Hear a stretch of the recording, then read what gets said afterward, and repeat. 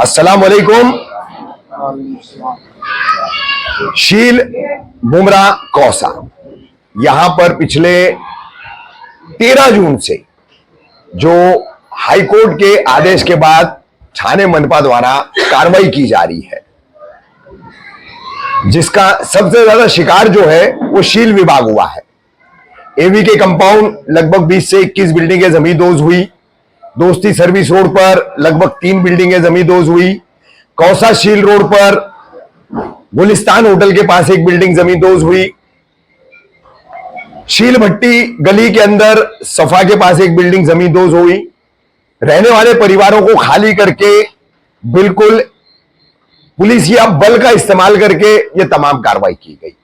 जैसा हम शुरू से लगातार कह रहे हैं कि 12 जून को जो हाईकोर्ट के जस्टिस गिरीश कुलकर्णी और जस्टिस आरिफ एस डॉक्टर, इनकी बेंच का ये जो ऑर्डर है, ये ऑर्डर एक तरफ जहां स्पेसिफिक एवी के कंपाउंड के लिए था, तो इसी ऑर्डर का दायरा इन्हीं दोनों जजेस ने बढ़ाते हुए पूरे ठाणे मनपा क्षेत्र के लिए इसको लागू किया था। यानी 9 प्रभाग समितियों के तमाम हर तरह के अवैध निर्माणों को ठाणे मनपा को तोड़ना था, उस पर कार्रवाई करनी थी। लेकिन इसमें किस तरह का पक्षपात हो रहा था, किस तरह से जो है ठाणे मनपा प्रशासन, उसके अधिकारी अपनी चमड़ी बचाने के लिए, अपनी कुर्सी बचाने के लिए हाईकोर्ट को गुमराह कर रहे थे। अब ये पूरा मामला चल रहा था, 2 महीने से लगातार ये कार्रवाई का सिलसिला चल रहा है, और आखिरकार जब बात अनम पैलेस की आई तो एक स्टैंड लेना पड़ा, एक भूमिका जो है वो लेनी पड़ी, और उस पर जो है अटल होने के बाद ये सिलसिला अब कारवा बन चुका है। और जब ये कारवा राज्य के उप मुख्यमंत्री एकनाथ शिंदे साहब के पास रात में 11 बजे पहुंचा है, लगभग 2-2:30 बजे तक सड़क पर खड़े रह करके मां बहने, छोटे बच्चे, बड़े बुजुर्ग, तमाम फिक्रमंद लोग जो वहां पर मौजूद थे, उनकी उस सब्र का जो है फल अल्लाह ताला ने उन्हें दिया। शिंदे साहब मिले।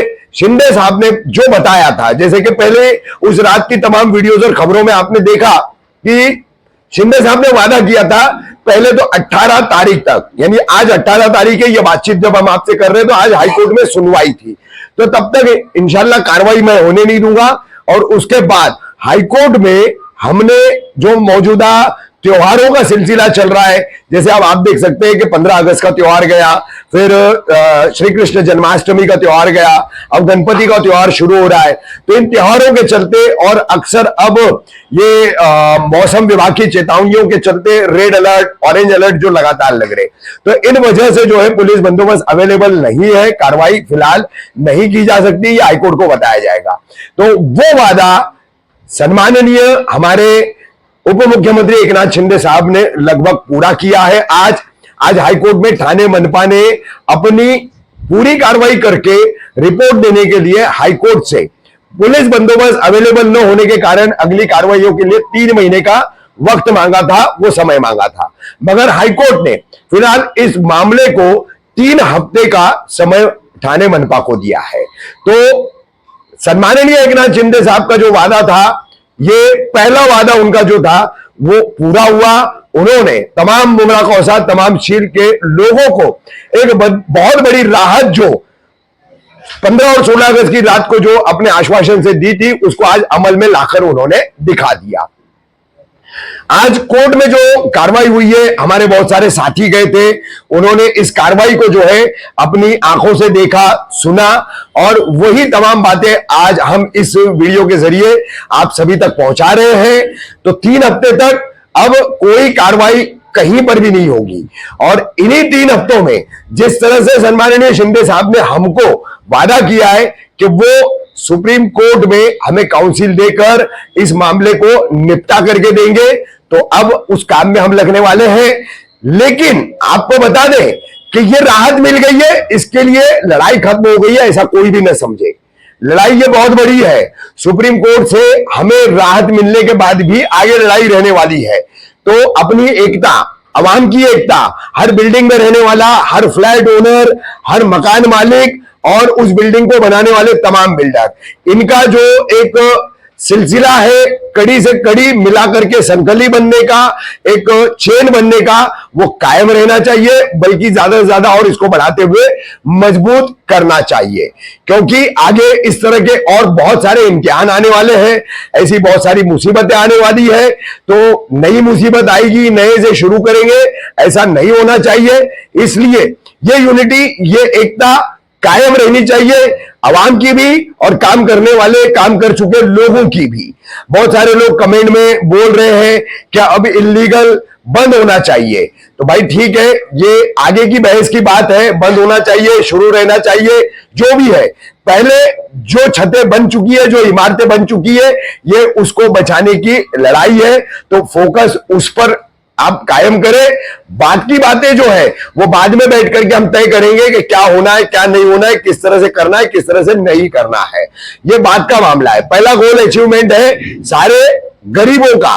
शील विभाग, दोस्ती service road, Khan compound, Bablu compound, MS compound, शील महापे रोड, अचार गली, डायमंड कंपाउंड, शिवली नगर, नेताजी कंपाउंड, ग्रीन पार्क, अंडा गली, भोलेनाथ नगर, वाई जंक्शन, फिर कौसापुरा और पूरा मुमरा। यहां पर कौसा मुमरा वालों को एक बात बता दूं, थोड़ी मोड़ी कार्रवाइयां कौसा मुमरा में हुई तो इसका मतलब ये मत समझिए कि कौसा मुमरा सुरक्षित है और सेफ है। यहां से शील से सिलसिला आते 15 से 20 दिन के बाद सीधा कौसा मुमरा पे मुड़ने वाला था। प्रशासनिक तौर पर हम पत्रकार जो जानकारी रखते हैं वो आप लोग नहीं रख सकते, ना ही रख पाएंगे, लेकिन ये ठोस तरीके से मैं बता रहा हूं। तो मुमरा कौसा भी जद में था, कोई मुगालते में मत रहो कि मुमरा कौसा जद में नहीं था। वहां भी जेसीबी बुलडोजर चलने वाले थे, एक जगह आई भी थे, किस तरह से वापस गए वो बातें भी तमाम लोगों को पता है। बहरहाल तो हम आपको बता रहे हैं कि 18 तारीख को हाईकोर्ट में जो कार्रवाई होनी थी उसमें पहली पायदान का जो वादा था शिंदे साहब का, उन्होंने पूरा किया। उन्होंने हमको राहत दिलाई, 3 सप्ताह का, 3 हफ्ते का, 3 वीक्स का टाइम हमको मिला है। अब हम आगे सुप्रीम कोर्ट बढ़ेंगे और सुप्रीम कोर्ट से स्टे आने के बाद में हमें निश्चित तौर पर राहत मिलेगी। मगर सिलसिला जारी रहना चाहिए, एकता बनी रहनी चाहिए, यूनिटी कायम रहनी चाहिए। आने वाली नई मुसीबतों का सामना करने के लिए हमारा एक रहना जरूरी है। अंत में मैं इतना ही कहूंगा कि इस पूरी लड़ाई को शुरू करने के बाद इस लड़ाई में शामिल होकर के शाना बशाना अपना रोल निभाने वाले शिवसेना से जुड़े हुए अनवर कच्ची साहब हमारे साथ मौजूद है, वो भी अपने 2 शब्द जो है यहां पर कहें।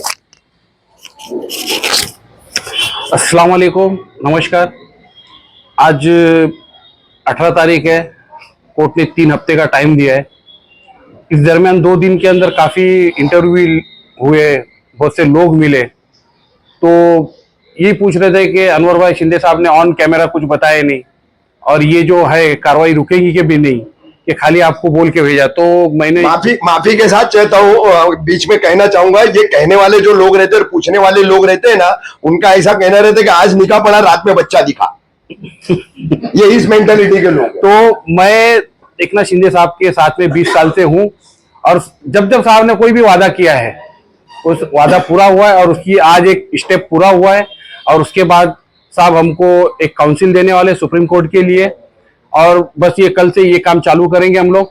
3 हफ्ते का टाइम है, बाकी तो रफीक भाई ने सब बता दिए ले, और जो भी और आगे कुछ बताना है तो आप बताओ। मगर काफी है, बस एकता यूनिटी सबकी हमको चाहिए, उसको अपने दिलो दिमाग में बिठा लो। आवाज आएगी तो आपको तुरंत सड़कों पर हमारे साथ आना है, यह हमेशा ध्यान में रखो।